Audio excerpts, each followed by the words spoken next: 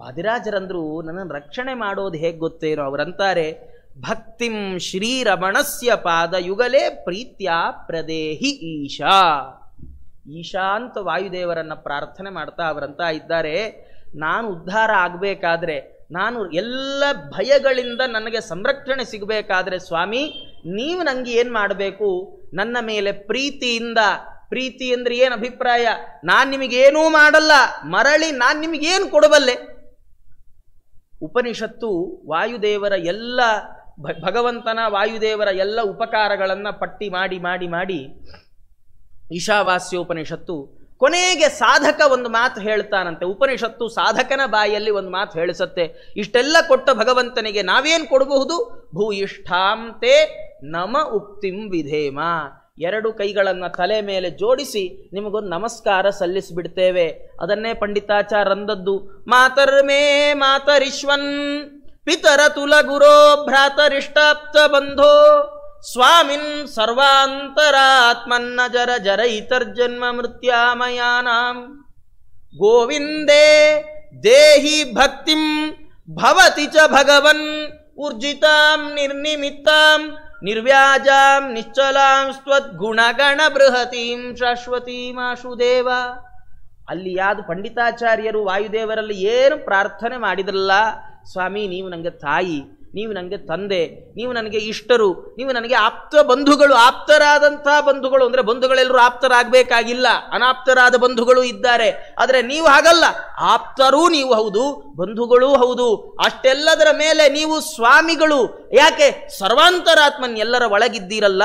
ಹಾಗಾಗಿ ನೀವು ನನಗೆ ಭಗವಂತನಲ್ಲಿ ಪ್ರೀತಿಯಿಂದ, ನನ್ನ ಮೇಲೆ ಪ್ರೀತಿ ಅಂದರೆ ಕಾರುಣ್ಯ ಅಂತ ಅರ್ಥ. ನಾನು ನಿಮಗೆ ಮರಳಿ ಏನೂ ಮಾಡ್ಲಿಕ್ಕಾಗೋಲ್ಲ ಅಂತ ಗೊತ್ತಿದ್ರೂ ನನಗೆ ಅನುಗ್ರಹ ಮಾಡಬೇಕು ಅಂತ ಅಂದುಕೊಳ್ತೇರಲ್ಲ ನೀವು, ಅದು ನಿಮ್ಮ ಕಾರುಣ್ಯ. ಆ ಕರುಣೆಯಿಂದಾಗಿ ನನಗೆ ಶ್ರೀರಮಣಸ್ಯ ಪಾದಯುಗಲೇ ಭಕ್ತಿಂ ಪ್ರದೇಹಿ, ಭಗವಂತನ ಪಾದಾರವಿಂದಗಳಲ್ಲಿ ನನಗೆ ಭಕ್ತಿಯನ್ನು ಕೊಡ್ರಿ. ಯಾಕೆಂದರೆ ದೇವರಲ್ಲಿ ವಾಯುದೇವರು ಮಾಡುವಂಥ ಭಕ್ತಿಯನ್ನು ಮತ್ತಾರೂ ಮಾಡಲಿಕ್ಕೆ ಸಾಧ್ಯ ಇಲ್ಲ. ಎಷ್ಟು ಭಕ್ತಿ ಮೂಲ ರೂಪದಲ್ಲಿ ಅಂತೂ ಇದ್ದದ್ದೇ. ಯಾವಾಗಲೂ ಪ್ರಾಣದೇವರು ಎಲ್ಲಾದರೂ ಹೀಗೆ ಕೈ ಹಿಡ್ಕೊಂಡಿರೋದು, ಹೀಗೆ ಏನು ಬೇರೆ ಅವತಾರವೇ ಇಲ್ಲ. ಪ್ರಾಣದೇವ್ರದ್ದು ಇದೇ ಅವತಾರ. ಗಂಟೆಯಲ್ಲಿ ನೋಡಿರ್ಬೋದು ಹೇಗಿದ್ದಾರೆ, ಹೀಗೇ ಇದ್ದಾರೆ ಪ್ರಾಣದೇವರು. ಯಾಕೆಂದರೆ ಎಲ್ಲ ಕಡೆ ಭಗವಂತನನ್ನು ಕಾಣುವವರಾದ ಕಾರಣ, ಭಗವಂತನಲ್ಲಿ ಅಷ್ಟು ಭಕ್ತಿ ಮಾಡುವವರಾದ ಕಾರಣ ಎಲ್ಲಿ ನೋಡಿದ್ರು ಕೈ ಮುಕ್ಕೊಂಡೇ ಇರ್ತಾರವರು. ಹಾಗಾಗಿ ಭಕ್ತಿಯನ್ನು ಮಾಡೋರಲ್ಲಿ ಶ್ರೇಷ್ಠರಾದ ಪ್ರಾಣದೇವರು ನೀವಾದ ಕಾರಣ ನೀವು ಮಾಡುವ ಭಕ್ತಿಯಲ್ಲಿ ಒಂದು ತುಣುಕು ಭಕ್ತಿಯನ್ನು ನನ್ನ ಯೋಗ್ಯತಾನುಸಾರವಾಗಿ ನನಗೂ ಕೊಡ್ರಿ ಸ್ವಾಮಿ ಅಂತ ಪ್ರಾರ್ಥನೆ ಮಾಡಿ ಮುಂದಂತ ಇದ್ದಾರೆ.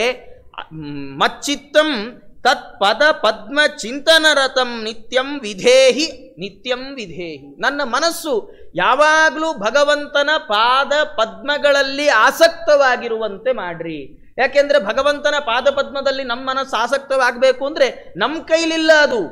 ಕೃಷ್ಣ ಅರ್ಜುನನಿಗೆ ಗೀತೆಯಲ್ಲಿ ಉಪದೇಶ ಎಲ್ಲ ಮಾಡುವಾಗ ಅರ್ಜುನ ಒಂದು ಪ್ರಶ್ನೆ ಮಾಡಿದ. ಅವನಂತಾನೆ, ಅಸಂಶಯಂ ಮಹಾಬಾಹೋ ಮನೋ ದುರ್ನಿಗ್ರಹಂ ಚಲಂ. ಅರ್ಜುನನ ಪ್ರಶ್ನೆ, ಕೃಷ್ಣ ನೀನೆಲ್ಲ ಹೇಳಿದ್ದೆಲ್ಲ ಸರಿ, ಆದರೆ ಮನಸ್ಸನ್ನ ನಿಗ್ರಹ ಮಾಡೋದು ಹೇಗೆ? ವಾಯೋರಿವ ಸುದುಷ್ಕರಂ. ಹೀಗೊಂದು ಮುಷ್ಟಿ ಮಾಡಿಬಿಟ್ಟು ಎಷ್ಟು ಗಾಳಿ ಇಟ್ಕೊಂಡಿದ್ದೀನಿ ಗೊತ್ತಾ ನನ್ನ ಮುಷ್ಟಿಲಿ ಅಂದರೆ ಜನ ನಗ್ತಾರೆ. ನೀವು ಎಂಥ ಸೇಫ್ ಲಾಕರ್ ಮಾಡ್ರಿ, ಗಾಳಿಯನ್ನು ಬಂಧಿಸಿಡ್ಲಿಕ್ಕೆ ಸಾಧ್ಯ ಇಲ್ಲ. ಹಾಗಾದರೆ ಹೇಗೆ ವಾಯುವನ್ನು ಬಂಧಿಸೋದು ಅತ್ಯಂತ ಕಷ್ಟ ಸಾಧ್ಯವೋ, ಹಾಗೆ ಮನಸ್ಸನ್ನು ನಿಗ್ರಹ ಮಾಡೋದು, ನಮ್ಮ ಮನಸ್ಸು ನಮ್ಮ ಮಾತು ಕೇಳೋ ಹಾಗೆ ಮಾಡಿಕೊಳ್ಳೋದು ಭಾರಿ ಕಷ್ಟ ಸಾಧ್ಯವಾದ ಕೆಲಸ. ಅದಕ್ಕೆ ಕೃಷ್ಣ ಉತ್ತರ ಕೊಟ್ಟ, ಹೌದು ನೀ ಹೇಳಿದ್ದು ಸರಿ, ಆದರೆ ಅದಕ್ಕೆ ಅಭ್ಯಾಸ ಮಾಡಬೇಕು. ಅಭ್ಯಾಸ ಮಾಡೋದು ಅಂದ್ರೇನು? ಮತ್ತೆ ಮತ್ತೆ ಆ ಕೆಲಸದಲ್ಲಿ ನಮ್ಮನ್ನು ತೊಡಗಿಸಿಕೊಳ್ಳೋದು.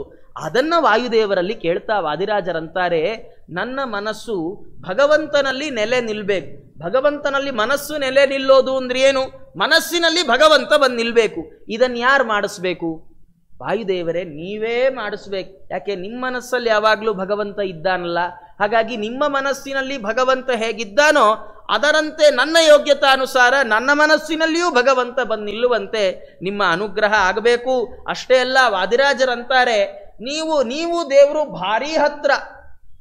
ಯಾವುದೋ ಸರ್ಕಾರಿ ಅಧಿಕಾರಿ ಕೆಲಸ, ಅವ್ರ ಹತ್ರ ಕೆಲಸ ಮಾಡಿಸ್ಕೊಳ್ಬೇಕು ಅಂದರೆ ಮೊದಲು ಆ ಅಧಿಕಾರಿ PA ಅಥವಾ ಅವ್ರ ಕೆಳಗಿನ ಕೈ ಕೆಳಗಿರೋ ಅಧಿಕಾರಿಗಳ ಕಾಲು ಹಿಡ್ಕೋಬೇಕು ಮೊದಲು. ಯಾಕೆಂದ್ರೆ ಇವನೇ ಅವರ ಹತ್ರ ಕರ್ಕೊಂಡು ಹೋಗೋನಲ್ಲ. ಹಾಗೆ ಲೋಕದಲ್ಲಿಯೇ ಹೀಗಿರುವಾಗ ಸಣ್ಣ ಸಣ್ಣ ಮಂತ್ರಿಗಳ ಹತ್ರ ಹಿಡ್ಕೊಂಡ್ರೆ ಮುಖ್ಯಮಂತ್ರಿ ಹತ್ರ ಹೋಗ್ಬೋದು, ಸಣ್ಣ ಸಣ್ಣ ಮಿನಿಸ್ಟರ್ ಹತ್ರ ಹಿಡ್ಕೊಂಡ್ರೆ ಕೇಂದ್ರದ ಮಂತ್ರಿ ಪ್ರಧಾನಮಂತ್ರಿ ಹತ್ರ ಹೋಗ್ಬೋದು. ಹೀಗೆ ಯಾವಾಗಲೂ ಹಾಗೆ ಯುವರಾಜರನ್ನ ಹಿಡ್ಕೊಂಡ್ರೆ ರಾಜನ ದರ್ಶನ ಸುಲಭ ಆಗತ್ತೆ. ಹಾಗಾಗಿ ಮುಖ್ಯ ಪ್ರಾಣದೇವರನ್ನು ಕೇಳ್ಕೊಂಡ್ರು, ಅಚ್ಯುತಂ ಮಯಿ ಸುಪ್ರಸನ್ನ ಮಧುನಾ ವಿಜ್ಞಾಪ್ಯ ಕುರುವಂಜಸ. ಭಗವಂತ ಅಚ್ಯುತನಾದ ಭಗವಂತ ದೇಶ ಕಾಲಗಳಲ್ಲಿ ಚ್ಯುತಿ ಇಲ್ಲದ ಎಂದೆಂದಿಗೂ ಒಂದೇ ಬಗೆಯಾಗಿರುವ, ನಮಗೆ ದೇಶತಃ ಚ್ಯುತಿ ಇದೆ, ಕಾಲತಃ ಚ್ಯುತಿ ಇದೆ. ನಾವು ಕೆಲವರು ಮನೆಯಲ್ಲಿ ಸಿಂಹ, ಬೀದಿಲ್ ಬಂದ್ರೆ ಬಾಲ ಮುದುರ್ಕೊಂಡಿರ್ತಾರೆ. ಕೆಲವರು ಬೀದಿಲ್ ಭಾರಿ ಸಿಂಹದಾಗೆ ಪೌರುಷ, ಮನೆಗೆ ಹೋದ ತಕ್ಷಣ ಸುಮ್ಮನೆ ಆಗಿಬಿಡ್ತಾರೆ. ನಿಮ್ದೇನಿದ್ರು ಹೊರಗಿಟ್ಕೊಳ್ಳಿ ಮನೇಲಲ್ಲ ಅಂತ ಹೇಳಿಸ್ಕೊಂಡು ಸುಮ್ಮನೆ ಆಗ್ಬಿಟ್ಟಿರ್ತಾರೆ. ದೇಶತಃ ಚ್ಯುತಿ ಇದೆ ನಮಗೆ, ಇನ್ನು ಕಾಲತಃ ಗೊತ್ತೇ ಇದೆ. ಹುಟ್ಟದಾಗ ಏನ್ ಬಲಿಷ್ಠವಾಗಿದ್ವಿ, ಪುಟ್ಟು ಮಕ್ಕಳಿರುವಾಗ ಎಲ್ಲ ತುಂಬಾ ಅಂಗಾಂಗಗಳು ತುಂಬಾ ವೀಕ್ ಇರುತ್ತೆ, ಹಿಂಗಂದ್ರೆ ಮುರಿದೋಗ್ಬಿಡುತ್ತೆ. ಅದೇ ಬೆಳೀತಾ ಬೆಳೀತಾ ಒಂದು ವಯಸ್ಸಿಗೆ ಬಂದಾಗ ಏನ್ ಬಲಿಷ್ಠರಿರ್ತೇವೆ, ಇಡೀ ಜಗತ್ತನ್ನ ಗೆದ್ದು ಬಿಡುವಷ್ಟು ಹುಮ್ಮಸ್ಸಿರುತ್ತೆ. ಆದ್ರೆ ಬರ್ತಾ ಬರ್ತಾ ಏನೋ ಎಲ್ಲ ಆಯ್ತಪ್ಪ, 60 ಆಯ್ತಾಚಾರ ಸಾಕು ಅನ್ಸ್ಬಿಟ್ಟಿದೆ ಎಲ್ಲ ಅಂತೀವಿ. ಕಾಲತಃ ಚ್ಯುತಿ ಇದೆ.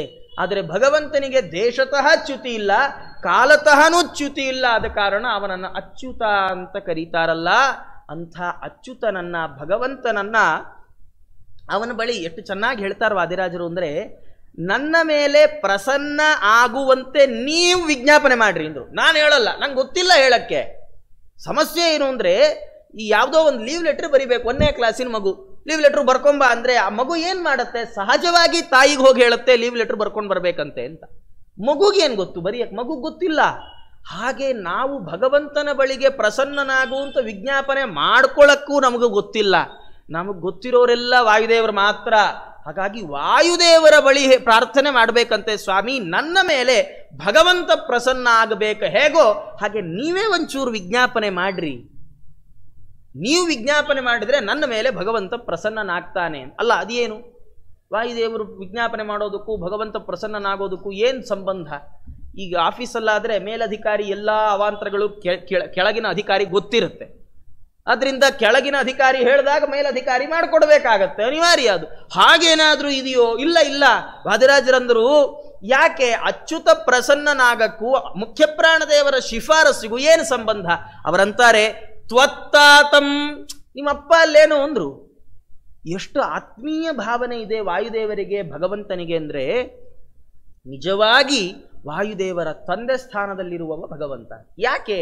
ಉಪನಿಷತ್ತು ಹೀಗೆ ಕಥೆ ಹೇಳುತ್ತೆ, ಅಪ್ಪ ಆತ್ಮಾವೈ ಪುತ್ರ ನಾಮಾಸಿ ಅಂತ. ತಂದೆಯೇ ಮಗನಾಗಿ ಬರುವ, ಅಂದ್ರೆ ತಂದೆ ಹೇಗೋ ಮಗ ಹಾಗೆ. ತಾಯಿಯಂತೆ ಮಗಳು, ತಂದೆಯಂತೆ ಮಕ್ಕಳು, ಗಂಡು ಮಕ್ಕಳು ಯಾವಾಗಲೂ ಹಾಗೇನೆ. ಹಾಗಾಗಿ ಆತ್ಮಾವೈ ಪುತ್ರನಾಮಾಸಿ ಅನ್ನೋದು ಬರ್ಲಿಕ್ಕೇನು ಕಾರಣ ಅಂದ್ರೆ ವಾಯುದೇವರ ಸೃಷ್ಟಿ. ಭಗವಂತ ಯೋಚನೆ ಮಾಡಿದ್ದಂತೆ, ಯಾರು ಕೂತ್ರೆ ನಾ ಕೂಡ್ತೇನೆ, ಯಾರು ಚಲಿಸಿದ್ರೆ ನಾ ಚಲಿಸ್ತೇನೆ, ಯಾರು ನಿಂತ್ರೆ ನಾನು ನಿಲ್ತೇನೆ, ಯಾರು ಹೋದ್ರೆ ನಾನು ಹೋಗ್ತೇನೆ, ಯಾರು ಬಂದ್ರೆ ನಾನು ಬರ್ತೇನೆ ಅಂಥ ಒಬ್ಬರನ್ನ ಸೃಷ್ಟಿ ಮಾಡಬೇಕು ಅನ್ನುವ ಆಲೋಚನೆ ಮಾಡಿದ ಭಗವಂತ ವಾಯುದೇವರನ್ನು ಸೃಷ್ಟಿ ಮಾಡಿದ್ದು. ಇದು ಅನ್ವರ್ಥವಾದ ಆತ್ಮಾವೈ ಪುತ್ರನಾಮಾಸಿ. ಸ್ವಯಂ ಭಗವಂತ ಹೇಗೋ ವಾಯುದೇವರು ಹಾಗೆ. ಹಾಗಾಗಿಯೇ ಭಗವಂತನಿಗೂ ವಾಯುದೇವರಿಗೂ ತಂದೆ ಮಕ್ಕಳ ಸಂಬಂಧ, ಅದಕ್ಕಿಂತ ಹೆಚ್ಚಿನ ಸಂಬಂಧ ಅಂತಲೇ ಹೇಳ್ಬೋದು. ಹಾಗಾಗಿ ಎಲ್ಲ ಜೀವರ ಅಧಿಪತಿಗಳಾದ ವಾಯುದೇವರು ಎಲ್ಲ ಜೀವರ ಪರವಾಗಿ ಮುಖ್ಯ ಪ್ರಾಣದೇವರು ತಾವು ಭಗವಂತನ ಎದುರಿಗೆ ನಿಂತುಕೊಂಡು ವಿಜ್ಞಾಪನೆ ಮಾಡ್ತಾರಂತೆ, 2 ಕೈ ಜೋಡಿಸಿ.